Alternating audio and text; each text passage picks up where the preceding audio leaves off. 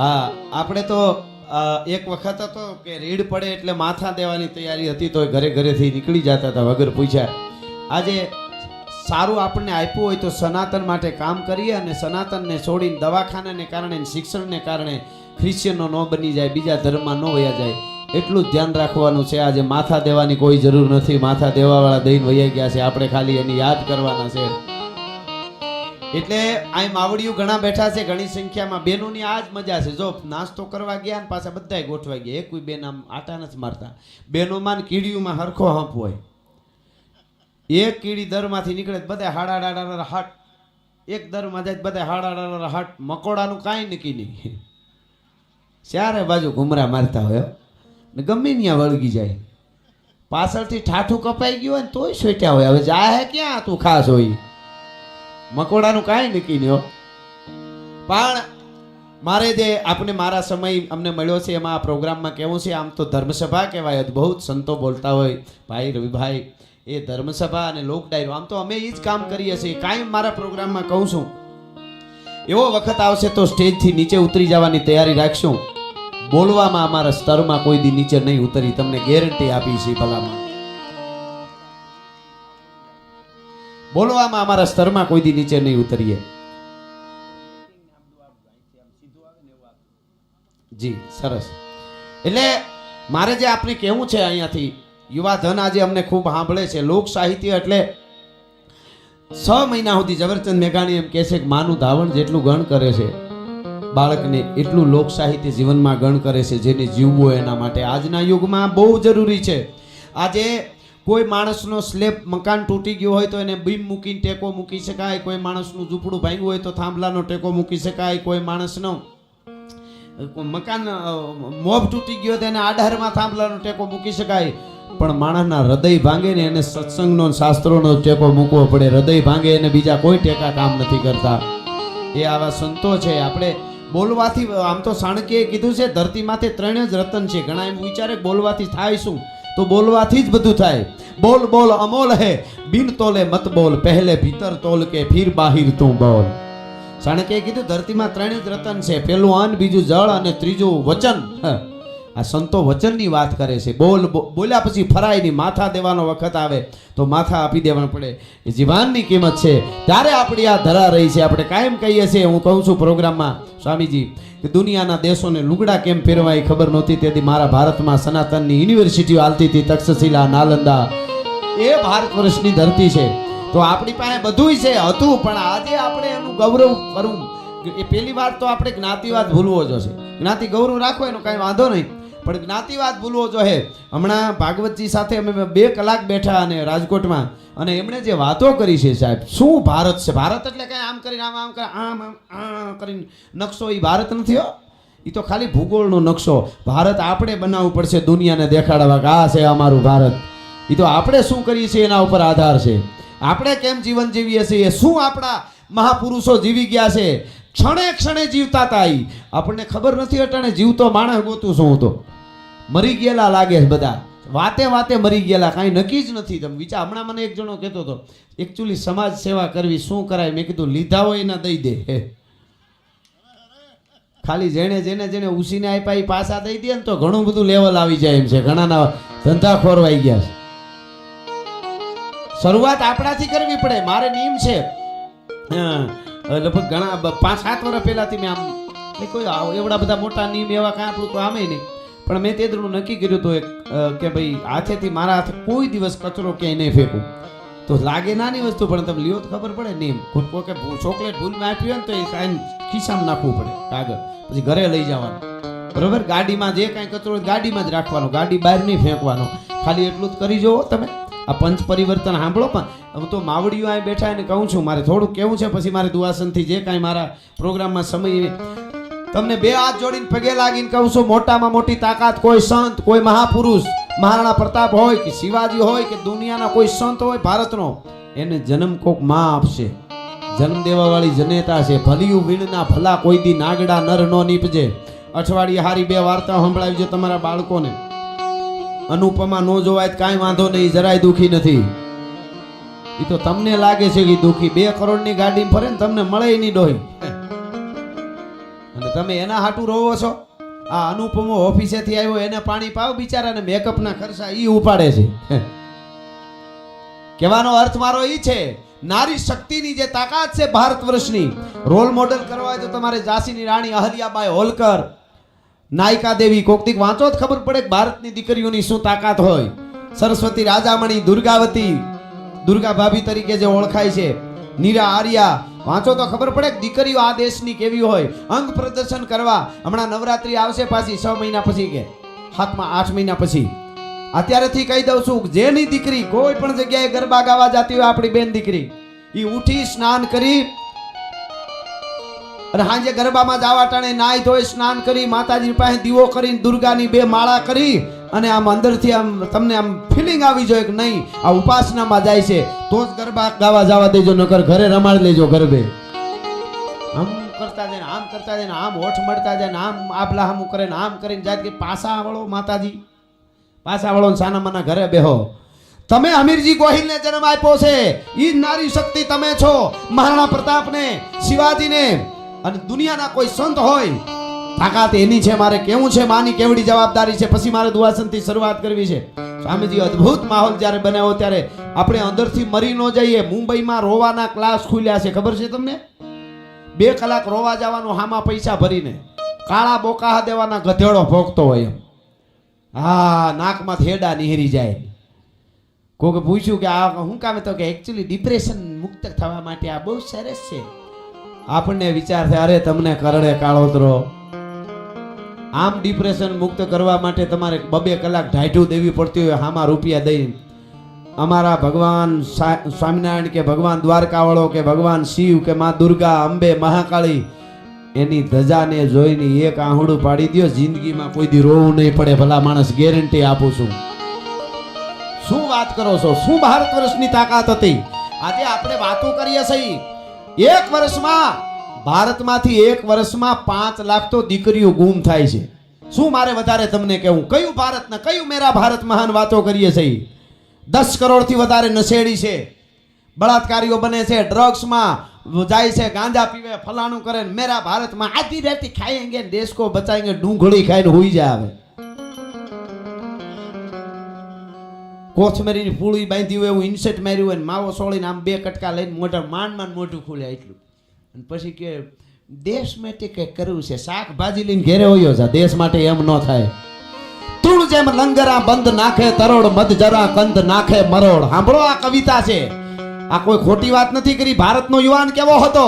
તૃણ જેમ લંગરા બંધ નાખે તરોડ, ત્રણ ખલાની જેમ લોટાની હાકડું તોડી રાખતા, અને મધ જરા કંદ નાખે મરોડ. એક કોણીની મચક મારી અને હાથીના કુંભાસળને ભાંગી નાખે. એવા મહાપુરુષો ભારતની ધરતીમાં જન્મા, તે મીટ નહોતી મંડાતી ભારતની હામી. 2025 વર્ષમાં અહિંસાની વાત લઈને નીકળ્યા ને. અહિંસા કયો છો કોને તમે?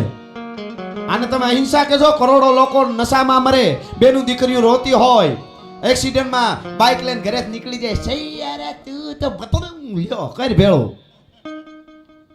અને આ કઈ અહિંસા એટલે શું સાહેબ?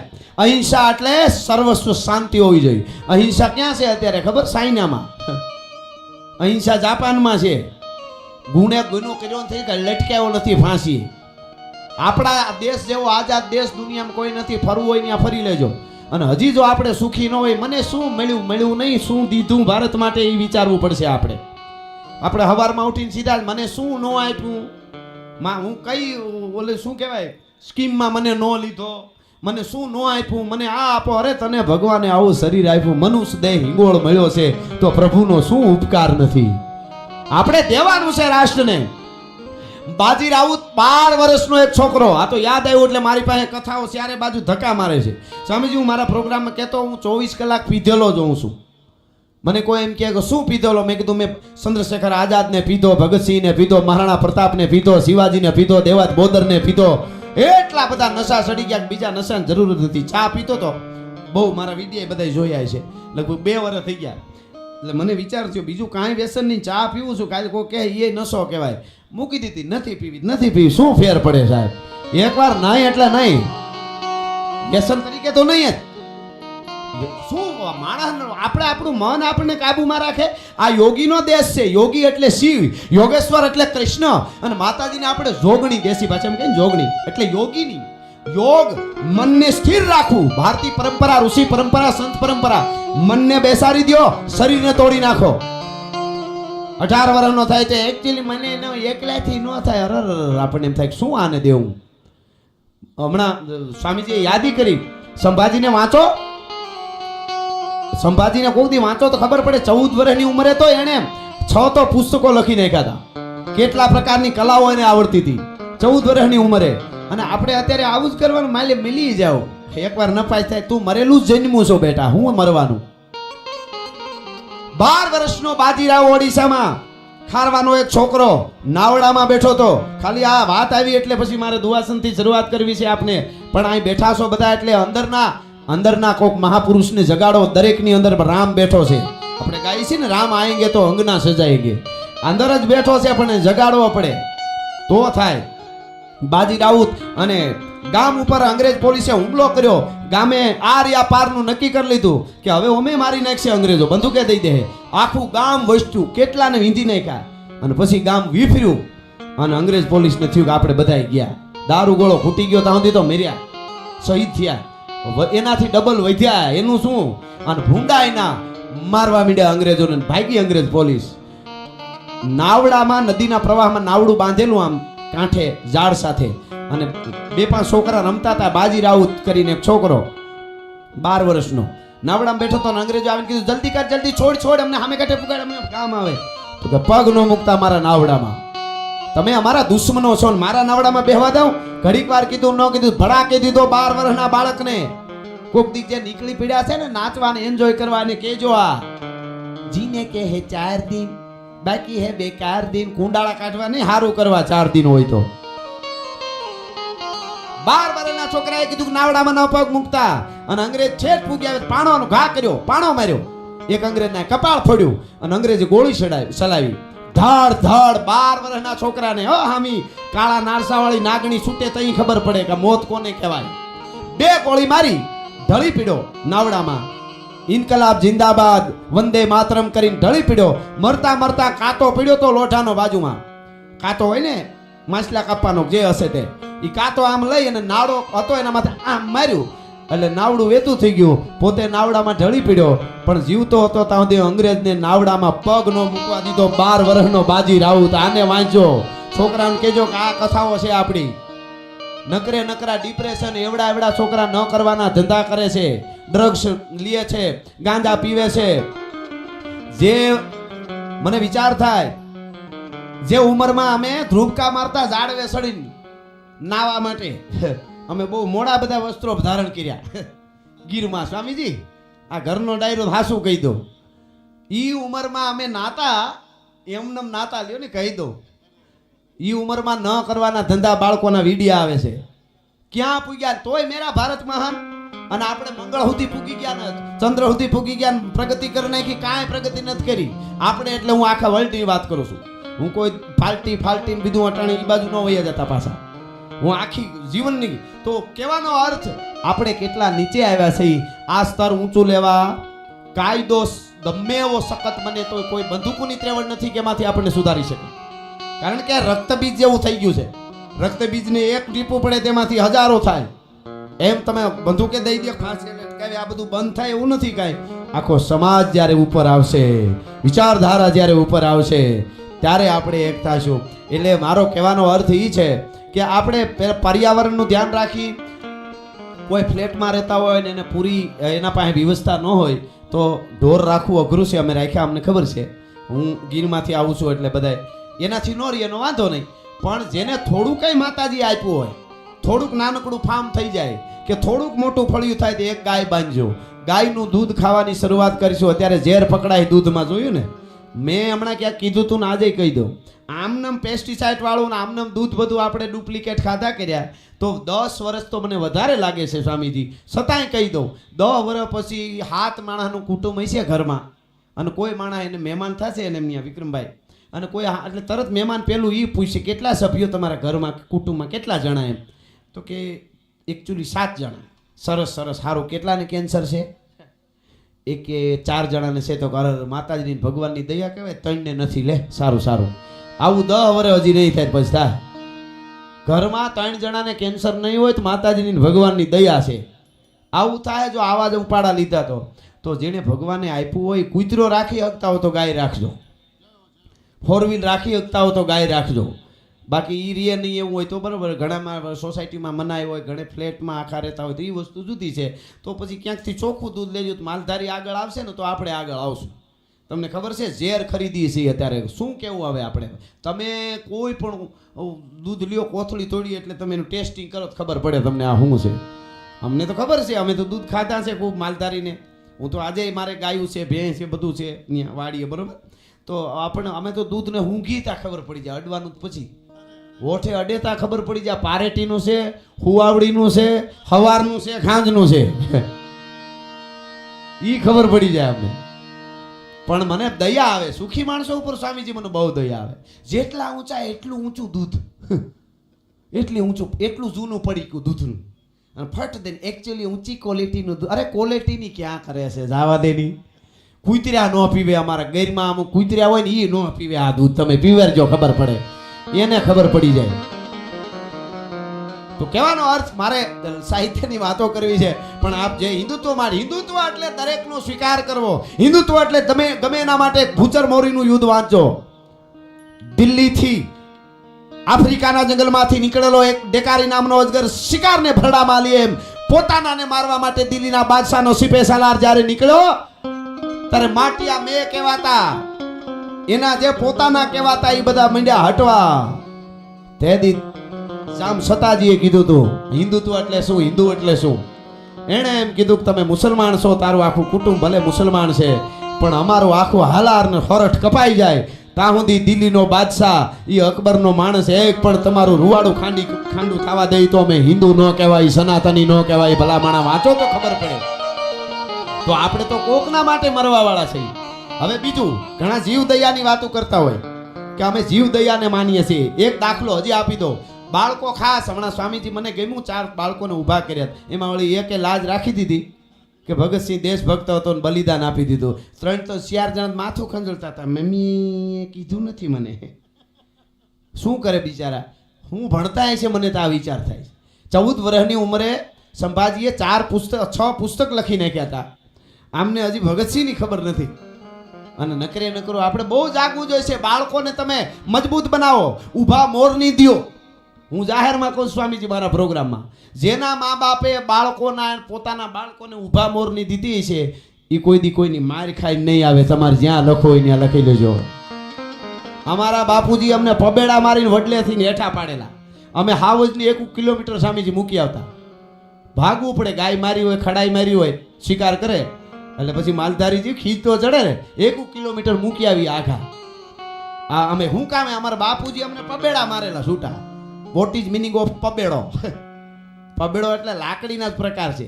લાકડી હોય ને લાકડી, એ લાકડી અહીંયા મારો ને એને લાકડી મેરી કહેવાય. 300 હાથ થાય ને કે 302 કરવાની નહીં. આ તો હાથ કરું છું ખાલી. આપણે હિન્દુસ્તાનમાં કોઈ દુશ્મન જ નથી આપણું. ચાઇના પાકિસ્તાન આપણા દુશ્મન. ઘણા વિચાર કરે કે ચાઇના વેપાર કરે છે, સારી વસ્તુ આપે છે ગમે. જ્યાં સુધી મારા દેશના સૈનિકો બોર્ડર ઉપર કપાતા રહે ત્યાં સુધી પાકિસ્તાનના ચાઇના મારા દુશ્મન છે અને દુશ્મન છે. સિયાચીનમાં જાઓ તો ખબર પડે, રેગિસ્તાનની ધરતી જેસલમેરથી આગળ જાઓ તો ખબર પડે.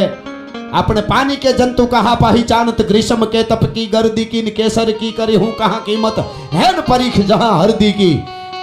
પાણીમાં રહેવા વાળા જંતુને શું ખબર હોય ગરમી કેવી પડે છે? આપણે એસીમાં રહેવા વાળાને શું ખબર હોય?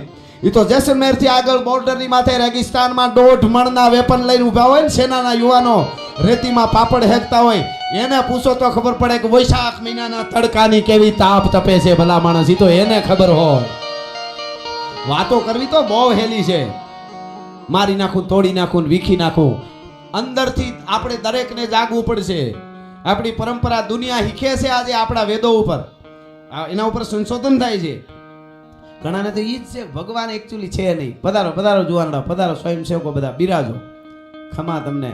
અત્યારે સ્વામીજી આ યુવાધન અમારા ડાયરાઓમાં આવ્યું, અમે રાજી થઈએ છીએ. નિધર પહેલા નહોતું, હરે નમઃ આડા પીડા કરે એવા જ આવતા. હા, ગમે એ વાત આવે કે હરે નમઃ. સારું હતું જ્ઞાન, પણ અત્યારે યુવાધન આવ્યું છે અને મારે રેપર બેપર અમે એવા લઈ આવ્યા છીએ અત્યારે બોલી છે ભૂકા કાઢે ગીતો. હા, એ હું તમને હમણાં કહેવાનો છું. આ તો હું મને આમ મોજના તોરા છૂટે છે આ બધા સાંભળો છો ને. અને કડી ગામ છે સ્વામીજી, હિન્દુત્વને જોડવાની કડી જ કડી છે, તો શરૂઆત અહીંથી તો મજબૂત થવી જોઈએ ને. તમે કડી છો, કડી વગર જોડાય કેમ?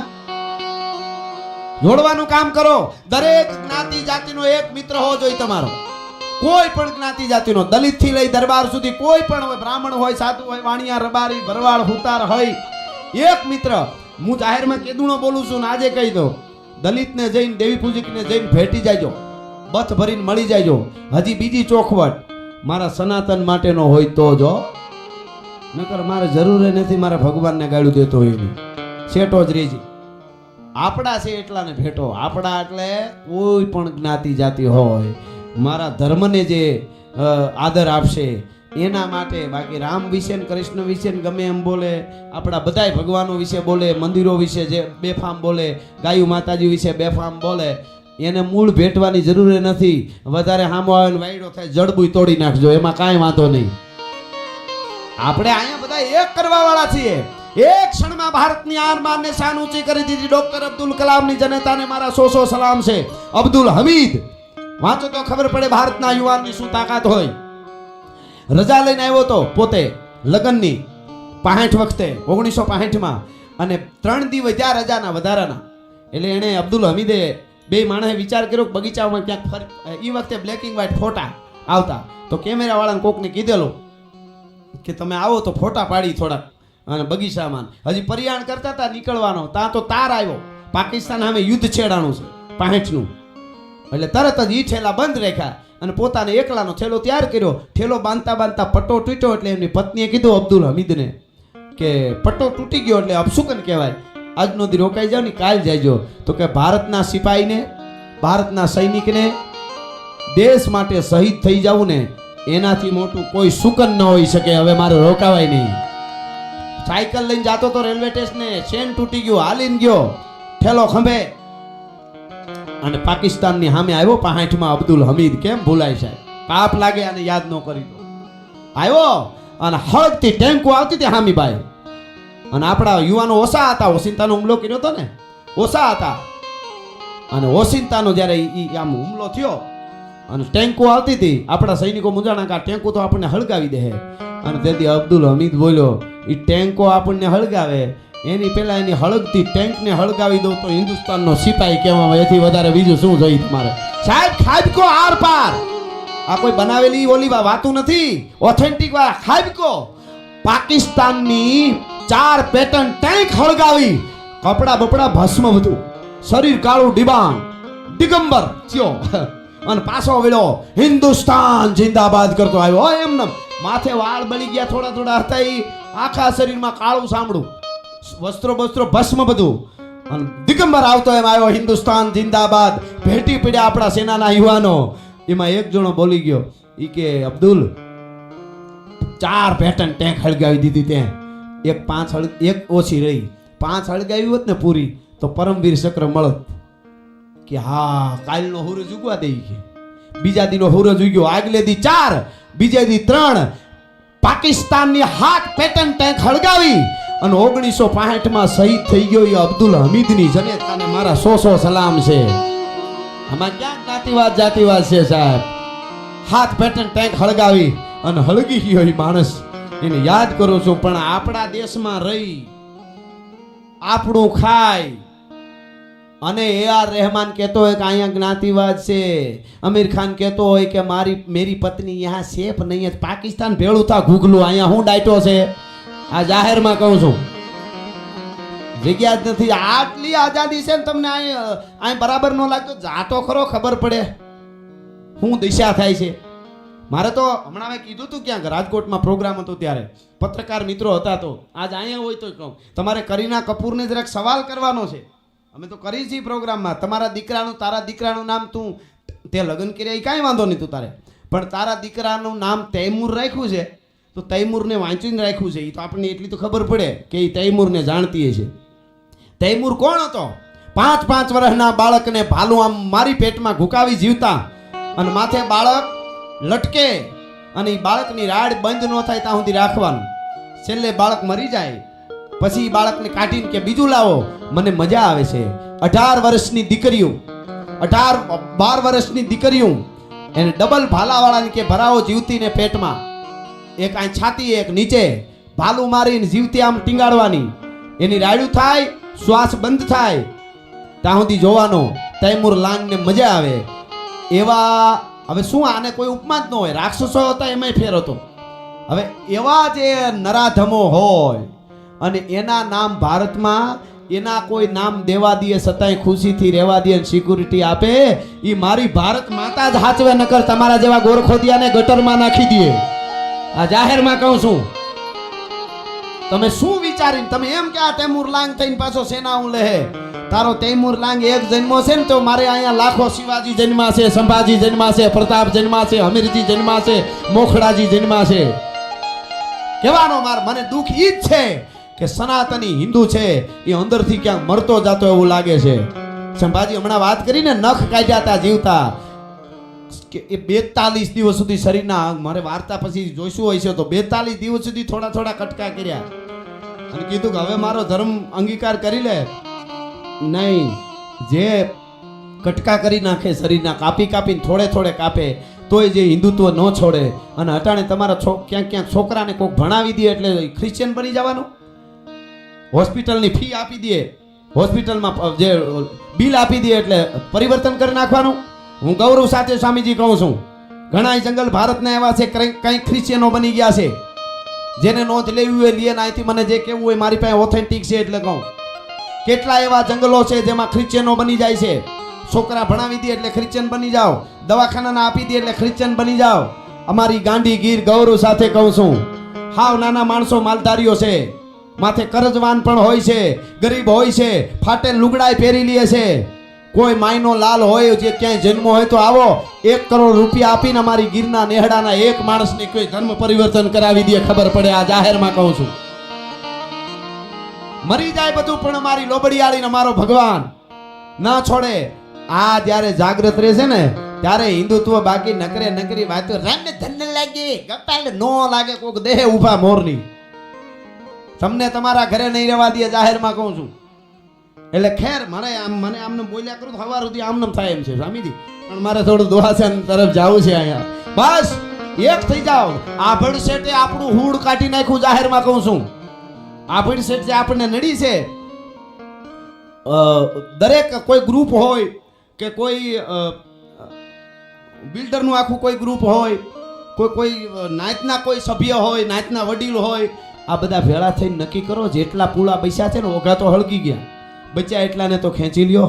ઘણા એવા છે નાના માણસો, એ પછી દેવી પૂજક હોય તોય ભલે, દલિત હોય તોય ભલે, એ વાલ્મીકી સમાજ હોય તોય ભલે, જેને આપણને ભેટવું છે એ આપણો ભગવાન કહેવાય. આપણને જે ભેટો આવતો હોય ને સનાતની માનીને, જેને આપણે વર્ષો સુધી જેને ધક્કા માર્યા હોય એ ભેટો આવતો હોય, તો આપણે નક્કી કરીએ કે આપણી સોસાયટીમાં ગામ હોય તો ગામમાં આપણે અઠવાડિયે એકાદી વાર વડીલો ભેળા થઈને જાય સોસાયટીમાં, ગામમાં, શેવાડાના ઝૂંપડે, અને એમ કે દલિત હોય કે દેવી પૂજક હોય કે વાલ્મીકી સમાજ, એને એમ કહેવું કે તમારી દીકરીને મોકલો ને ઘડીક વાર આજ.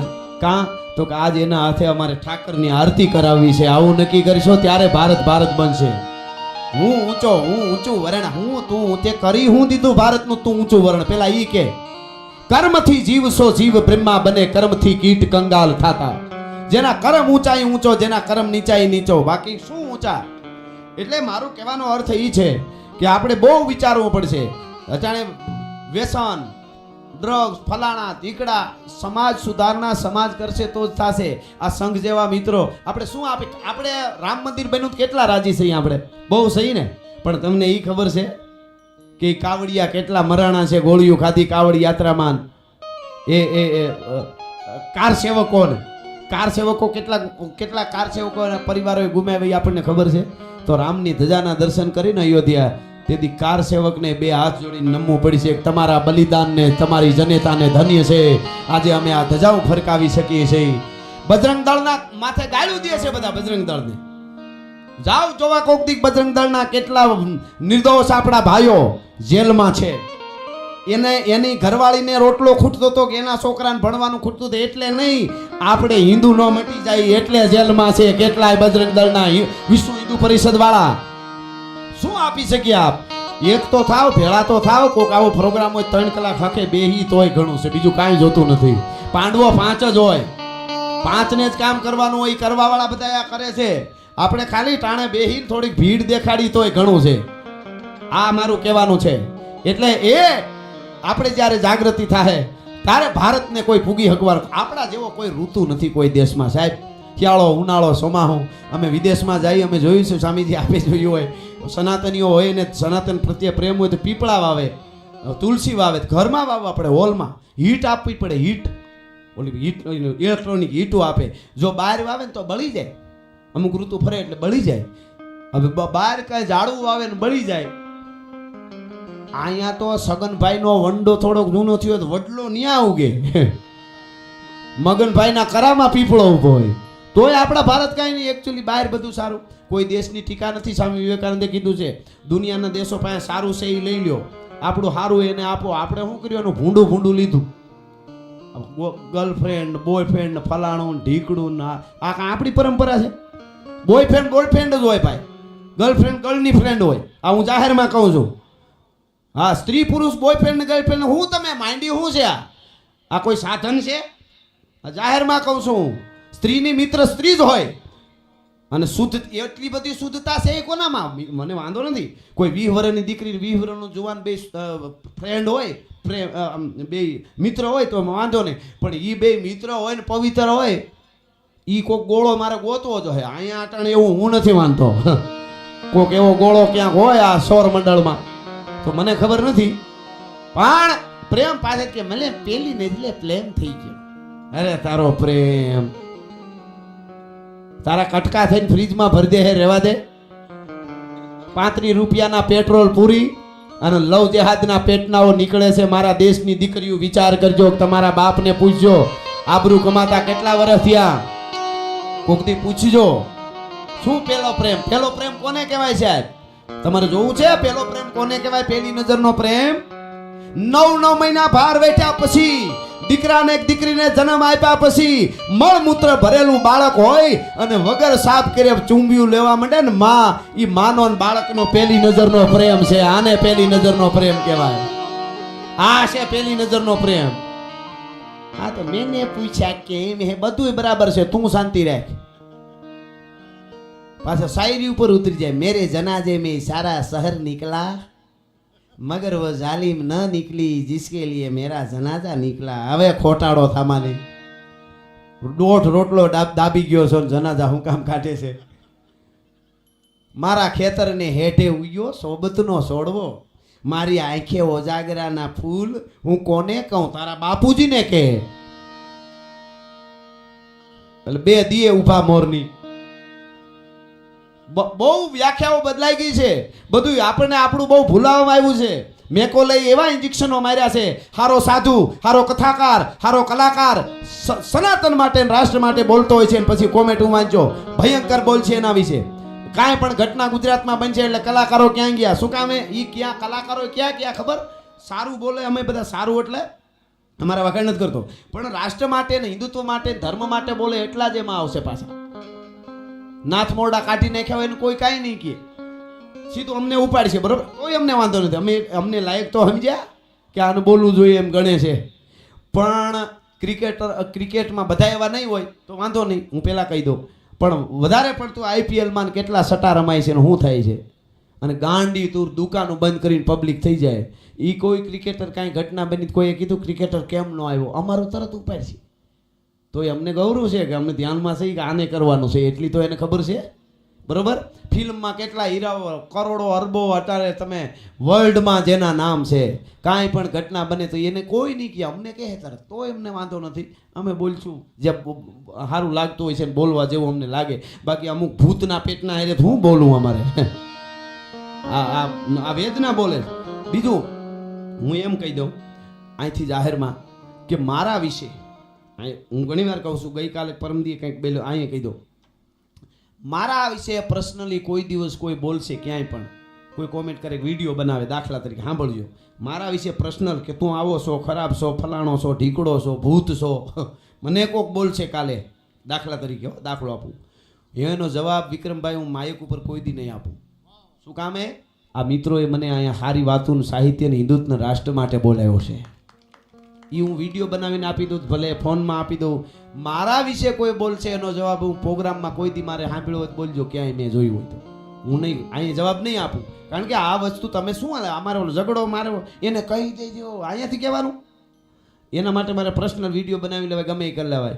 પણ મારા સનાતન માટે કોઈ બોલશે એનો જવાબ અહીંયાથી જ આપીશ. કાયમના માટે બોલ્યો છું ને બોલતો રહેવાનો છું, એના માટે તો કાયમના માટે છે. એટલે કહેવાનો અર્થ કે યુવાધન જાગે, આજે દીકરીઓ જાગે. મારા દેશની દીકરી કેવી હોય સાહેબ, એની અનેક કથાઓ છે આપણી પાસે. એમ થઈ જાય કે આ શું તમે આમ મગજમાં નો બેહે એવું રાષ્ટ્ર માટે કર્યું છે, એવું હિન્દુત્વ માટે છે. અને આપણું બધું ભૂલાવી દીધું. તાજમહેલમાં બધું આવી ગયું, પ્રેમની નિશાની. આપણે તાજમહેલ અરે વાંધો નથી, આ મારા દેશમાં આવડો મોટો આવું સરસ મજાનો એક સ્ટ્રક્ચર છે, બાંધકામ છે, આવો મહેલ છે, એનું મને ગૌરવ છે. પણ પ્રેમની નિશાની કોઈને જોયું હોય ને તો રાણી કી વાવ આપણી પ્રેમની નિશાની છે એની, એના પતિદેવની.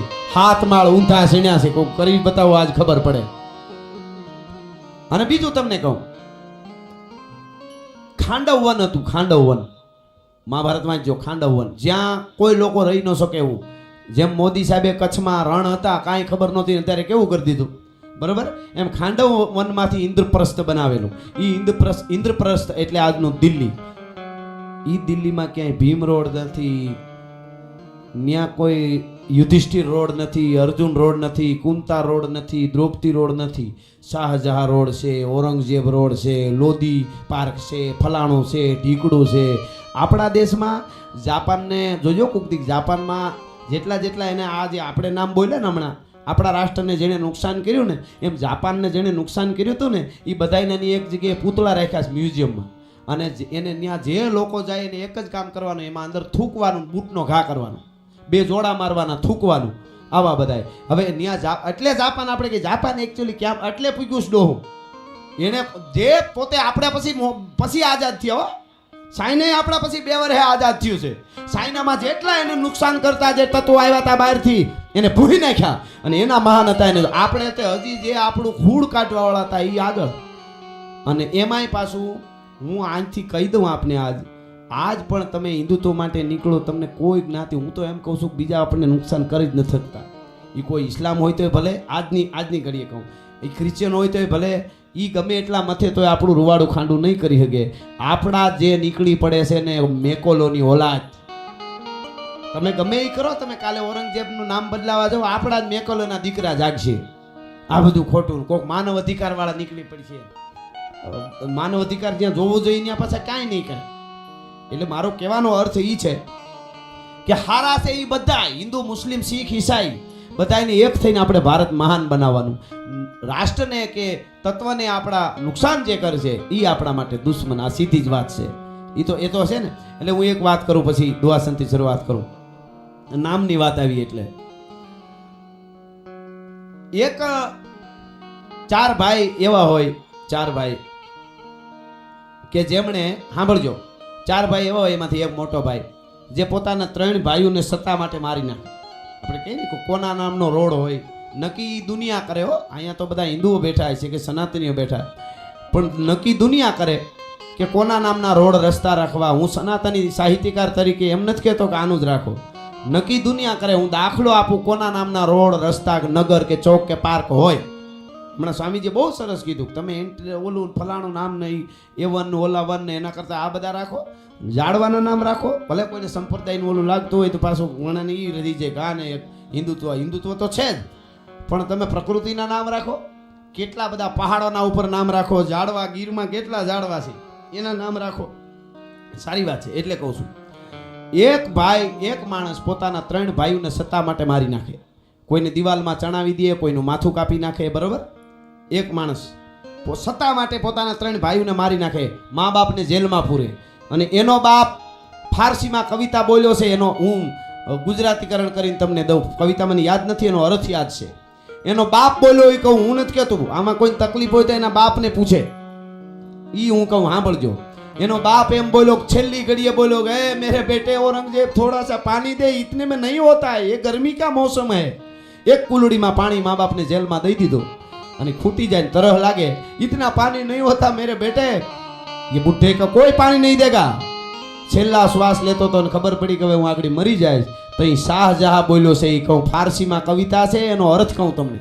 શાહજહાં પોતે બોલ્યો.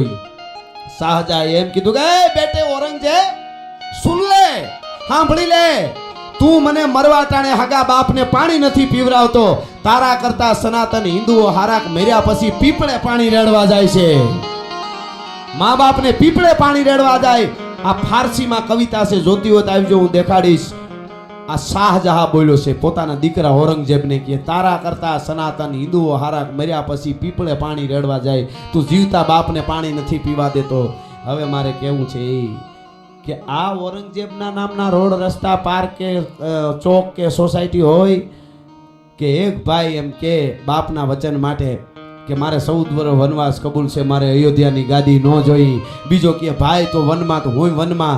ત્રીજો કે નંદીગ્રામમાં ખાડો કરીને બેહો, બાકી અયોધ્યાની ગાદી ન ખપે. ચોથો કે મારે એ બાજુ લમણો ન વાળો.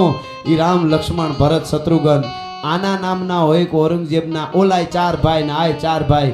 નક્કી દુનિયા કરે. હું તો સનાતની સાહિત્યકાર તરીકે ખાલી રજૂઆત કરું છું. ભલા માણસ કે સનાતનની શું તાકાત છે.